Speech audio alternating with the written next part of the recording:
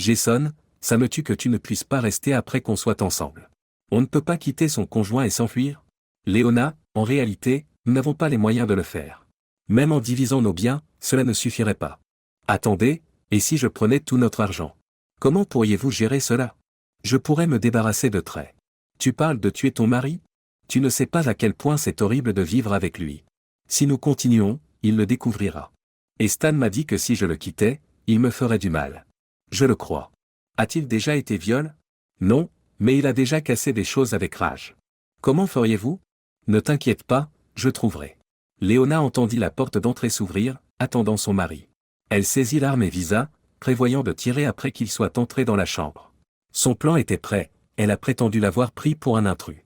Stan était censé retarder son retour. Mais lorsque la porte s'est ouverte, elle a tiré et s'est rendu compte qu'elle avait tué Jason. Jason, pourquoi es-tu ici? Tu as envoyé un message disant que Stan devait rester un jour de plus. Tu lui as dit de venir pour une autre nuit. Je ne t'ai jamais envoyé de texto. Laisse-moi vérifier mon téléphone.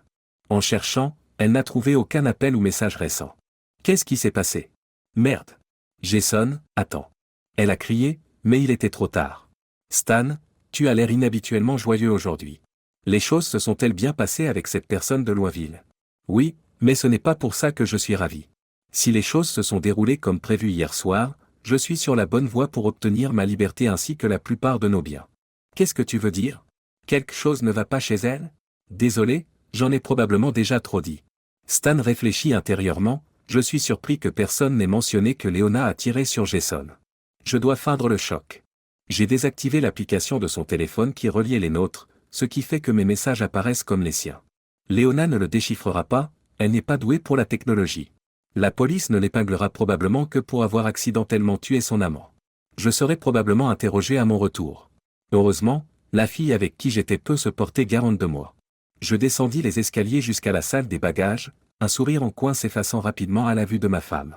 Elle semblait désemparée et a levé la main, un pistolet à la main. Avant que je ne puisse prononcer un appel, des coups de feu ont retenti. La douleur m'a transpercé l'épaule.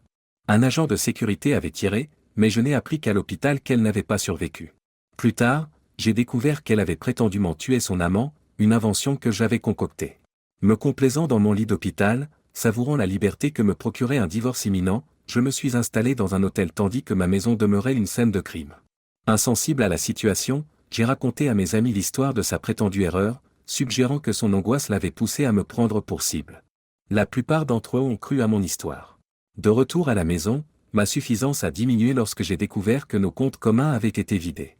Choqué, j'ai cherché des réponses auprès de la banque, mais on m'a dit que ma défunte épouse avait retiré les fonds, me laissant dans l'ignorance de ce qu'ils étaient devenus, un mystère qui a perduré indéfiniment.